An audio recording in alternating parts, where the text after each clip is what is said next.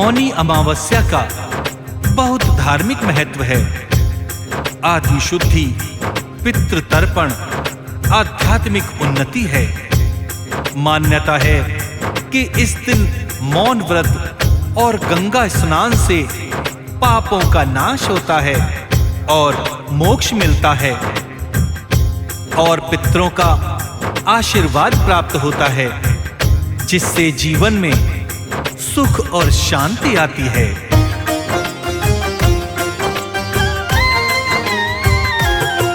हम मौनी अमावस्या की तुमको कथा सुनाते हैं, पावन कथा सुनाते हैं। जो इस दिन दान करे उसके सब दुख मिट जाते हैं, हाँ दुख मिट जाते हैं। हम मौनी अमावस्या की तुमको कथा सुनाते हैं, पावन कथा सुनाते हैं। जो इस दिन दान करे उसके सब दुख मिट जाते हैं, सब दुख मिट जाते हैं। ये कथा है बड़ी महान, सुनकर होता कल्याण। ये कथा है बड़ी महान, सुनकर होता कल्याण।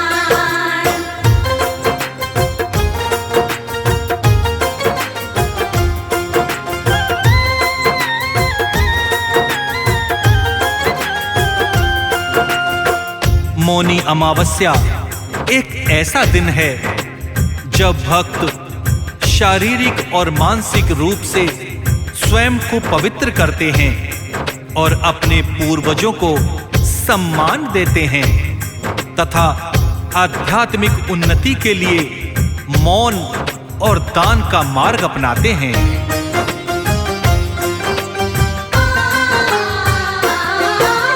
माघ मास के कृष्ण पक्ष में अमावस्या है आती, वही अमावस्या भक्तों मौनी अमावस्या कहलाती।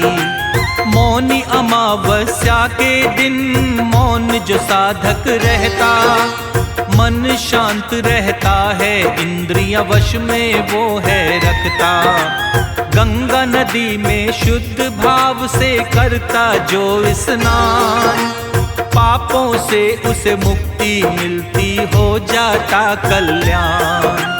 इस दिन पितरों को याद करके जो करता पिंडदान, उसके पितृ दोषों का भी हो जाता है समाधान। इस दिन पितरों के हम आशीर्वाद को पाते हैं, आशीर्वाद को पाते हैं। हम मौनी अमावस्या की तुमको कथा सुनाते हैं, हम कथा सुनाते हैं। ये कथा है बड़ी महान, सुनकर होता कल्याण। ये कथा है बड़ी महान, सुनकर होता कल्याण।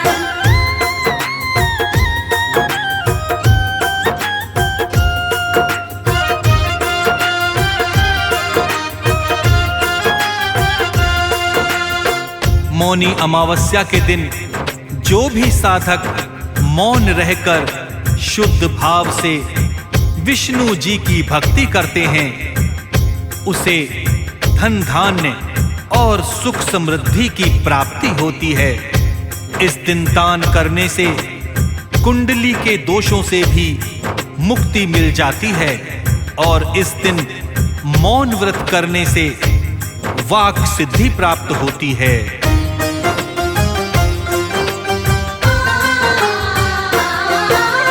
मौन रह के इस दिन जो करता विष्णु की भक्ति, धर्म अर्थ और काम मिले, पापों से होती मुक्ति।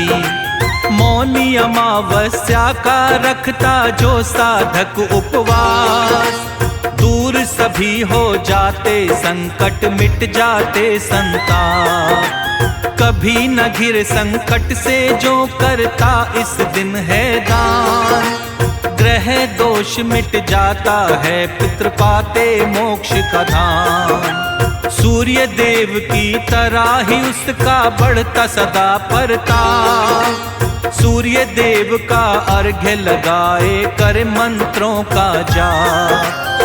सूर्य देव उस पर अपना आशीष लुटाते हैं, आशीष लुटाते हैं। हम मौनी अमावस्या की तुमको कथा सुनाते हैं, हम कथा सुनाते हैं।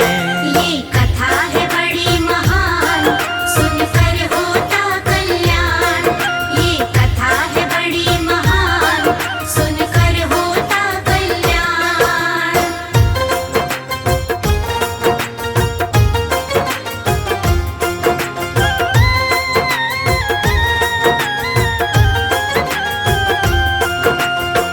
जो प्राणी मौनी अमावस्या का विधि विधान से व्रत करता है, व्रत की कथा सुनता है और यथाशक्ति दान करता है, उसको व्रत का उत्तम फल अवश्य मिलता है।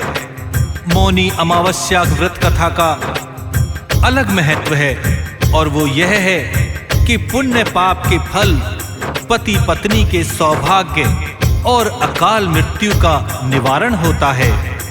यह व्रत कथा हमें यह सिखाती है कि मौन व्रत, दान, पीपल पूजा, विष्णु जी की आराधना से प्राणी अपने कष्टों से मुक्ति पा जाता है। मौनी अमावस्या की पावन कथा क्या है? आओ इसका सभी मिलकर श्रवण करते हैं।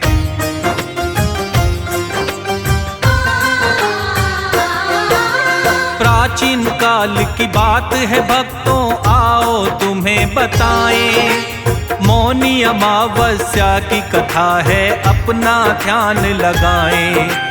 कांचीपुरी नामक नगरी में एक ब्राह्मण रहता था। सत्यवक्ता अति ज्ञानवान विद्वान वो ब्राह्मण था। देव स्वामी था इसका नाम, धनवती पत्नी का नाम। एक पुत्री इन दोनों की थी, गुणवती जिसका नाम।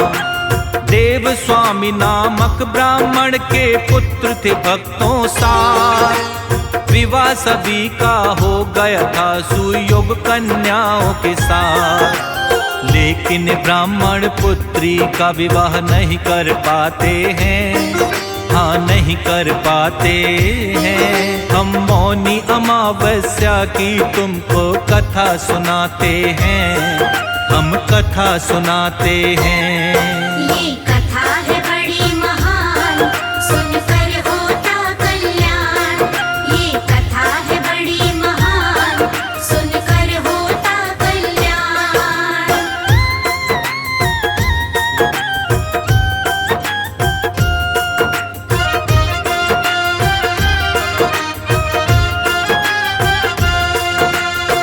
देव स्वामी ब्राह्मण के 7 पुत्र और 1 पुत्री थी। 7 पुत्रों का तो विवाह हो गया था, लेकिन गुणवती नामक पुत्री का विवाह नहीं हो पा रहा था।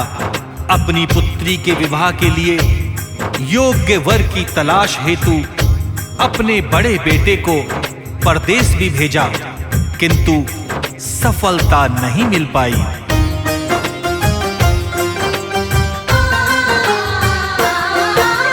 पुत्री के लिए कोई भी वर जब देव स्वामी नहीं पाया, पुत्री के विवाह की खातिर ब्राह्मण चिंता में आया। एक दिन एक ज्योतिषी के पास में ब्राह्मण आता है। अपनी पुत्री की कुंडली उसको दिखलाता है। नहीं हो रहा विवाह पुत्री का ज्योतिष महाराज। कुंडली देख के काका कारण बतलाओ मुझे आज। ज्योतिष के हाथों में ब्राह्मण ने कुंडली पकड़ाई। कुंडली देख के ज्योतिष की भी भक्तों भवें तन आई। ज्योतिष जी भी कुंडली देख के चकरा जाते हैं, वो चकरा जाते हैं। हम मौनी अमावस्या की तुमको कथा सुनाते हैं, हम कथा सुनाते हैं। ये कथा है बड़ी महान, सुनकर होता कल्याण।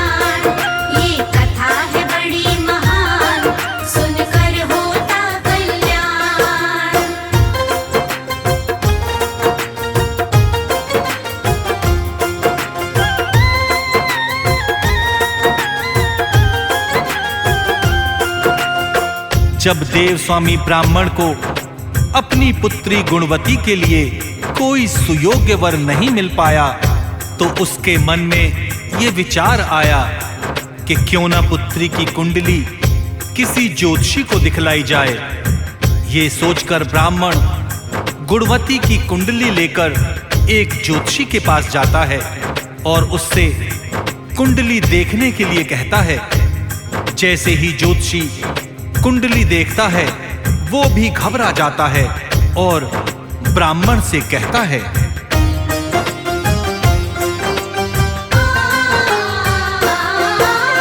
कुंडली देख के ज्योतिष ने जब ब्राह्मण को बतलाया, ज्योतिष की बातों को सुनकर ब्राह्मण भी चकराया।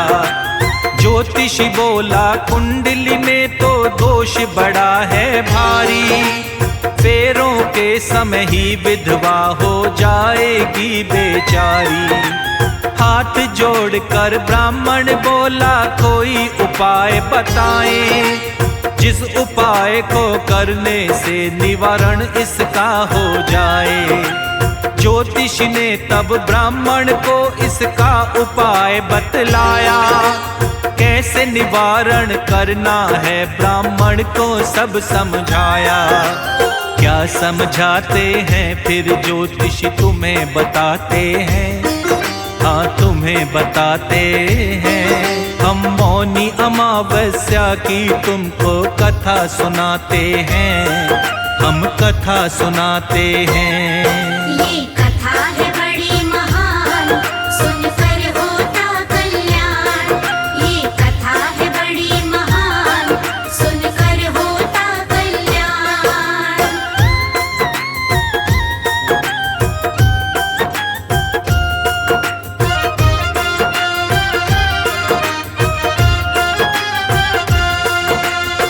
ज्योतिषी ने ब्राह्मण को जब बताया कि तुम्हारी पुत्री सप्तपदी होते होते ही विधवा हो जाएगी, तो ब्राह्मण इसका उपाय पूछता है।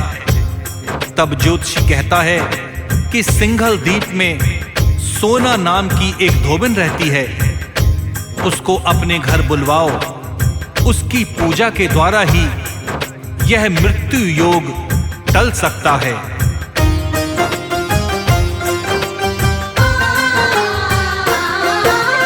ज्योतिष की बातें सुनकर ब्राह्मण ने किया ये काम, गुणवती के संग छोटे बेटे को भेजा सिंघल द्वीप धाम। दोनों भाई बहन अब सिंघल द्वीप को चलते हैं, चलते चलते दोनों ही सागर तट तक पहुँचते हैं। दोनों सोचने लगते हैं कैसे हो सागर पार, सोचा बहुत लेकिन मन में ना आया कोई विचार। भूख प्यास से व्याकुल दोनों ही थक जाते हैं, एक वृक्ष के नीचे वो विश्राम करने लगते हैं। कैसे सागर पार हो आपस में बतलाते हैं, हाँ वो बतलाते हैं। हम मौनी अमावस्या की तुमको कथा सुनाते हैं, हम कथा सुनाते हैं।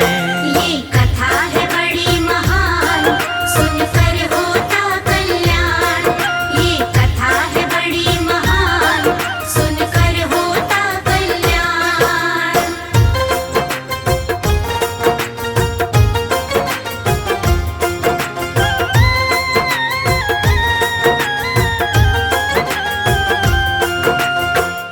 जिस वृक्ष के नीचे दोनों भाई बहन आराम कर रहे थे, उसी वृक्ष के ऊपर गिद्ध के बच्चे रहते थे। वो दिन भर दोनों भाई बहन को परेशान होते देख रहे थे। शाम को जब बच्चों की माँ उनके लिए आहार लेकर आती है और उन्हें खिलाने लगती है, तो बच्चे कुछ नहीं खाते और अपनी माँ से कहते हैं कि ये दोनों भाई बहन भी भूखे हैं, पहले इन्हें खिलाओ और उनकी समस्या का हल करो, तभी हम भी खाएंगे।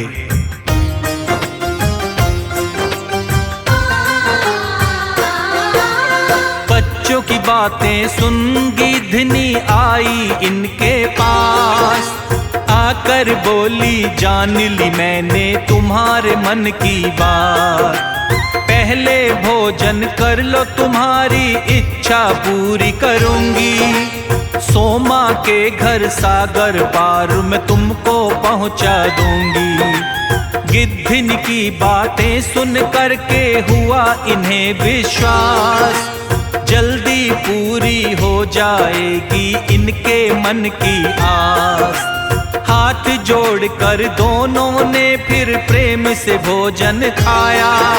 प्रातः होते ही गिद्धनी ने सोमा के घर पहुंचाया। रहने के लिए अब ये झोंपड़ी वन में बनाते हैं, हाँ वन में बनाते हैं। हम मौनी अमावस्या की तुमको कथा सुनाते हैं, हम कथा सुनाते हैं। ये कथा है बड़ी महान, सुनकर होता कल्याण। ये कथा है बड़ी महान, सुनकर होता कल्याण।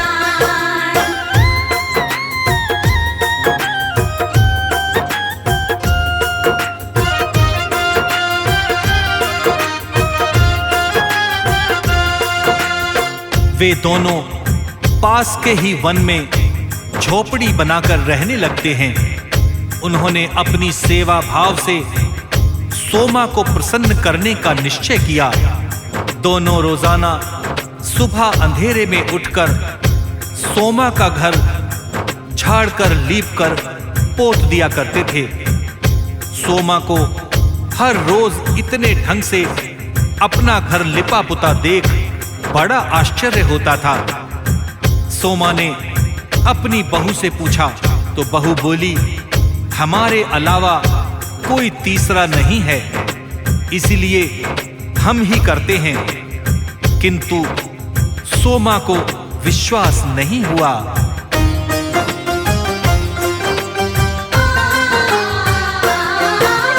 सोमा को अपनी बहू की बातों पे हुआ नहीं विश्वास।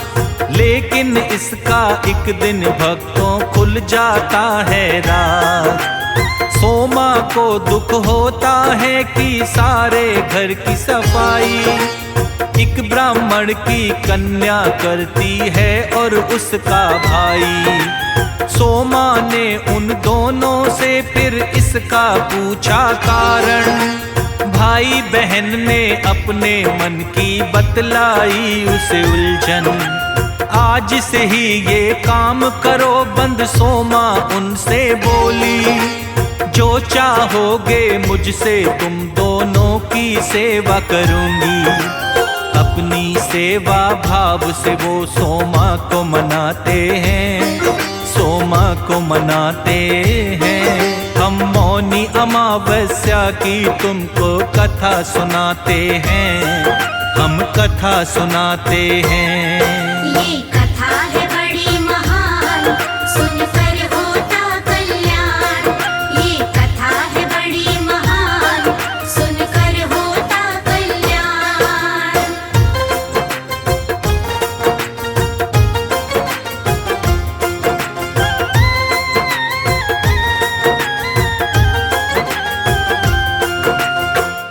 सोमा उन दोनों के साथ चलने के लिए तैयार हो जाती है और अपनी बहू से कहती है कि यदि मेरे पीछे से किसी की मृत्यु हो जाए तो उसके शरीर को नष्ट मत करना।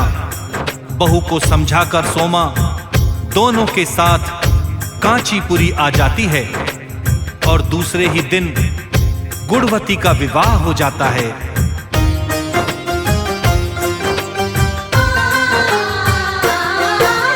ब्राह्मण पुत्री गुणवती का अब विवाह हो गया था। सप्तपदी होते होते पति उसका मर गया था। अपने संचित पुण्यों का फल सोमा ने किया है दान। गुणवती के पति के अंदर अब फिर से आ गई जान। सोमा ने दोनों को अपना दिया था आशीर्वाद। सिंघल द्वीप के लिए रवाना हो गई उसके बाद। क्षीण हुए जब संचित पुण्य ये अनहोनी घटी थी। सोमा के पति पुत्र दामाद तीनों की मृत्यु हुई थी। निष्काम भाव से सेवा के फल व्यर्थ न जाते हैं, कभी व्यर्थ न जाते हैं। हम मौनी अमावस्या की तुमको कथा सुनाते हैं, हम कथा सुनाते हैं। ये कथा है बड़ी महान, सुनकर होता कल्याण। ये कथा है बड़ी महान, सुनकर होता कल्याण।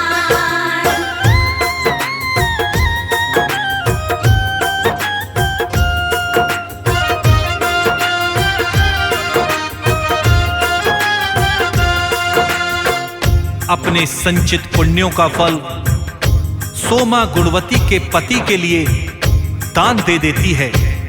इसीलिए अब उसके पुण्य समाप्त हो गए थे, जिसके परिणाम स्वरूप सोमा के पति, पुत्र और दामाद तीनों की मृत्यु हो जाती है।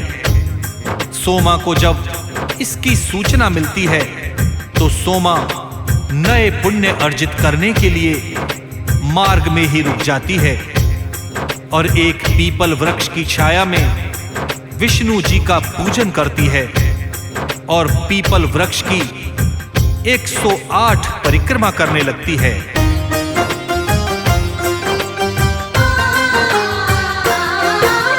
श्रद्धा भाव से विष्णु जी की करती है पूजा सोमा। पीपल वृक्ष की 108 लगाई फिर परिक्रमा।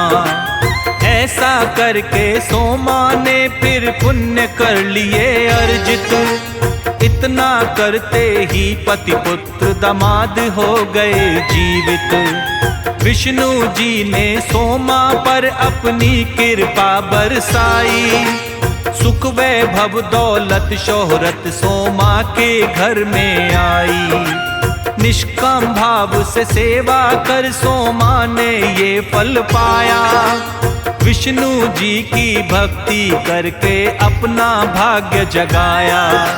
शर्मा के सब कष्टों को विष्णु जी मिटाते हैं, विष्णु जी मिटाते हैं। हम मौनी अमावस्या की तुमको कथा सुनाते हैं, हम कथा सुनाते हैं। ये कथा है बड़ी महान, सुनकर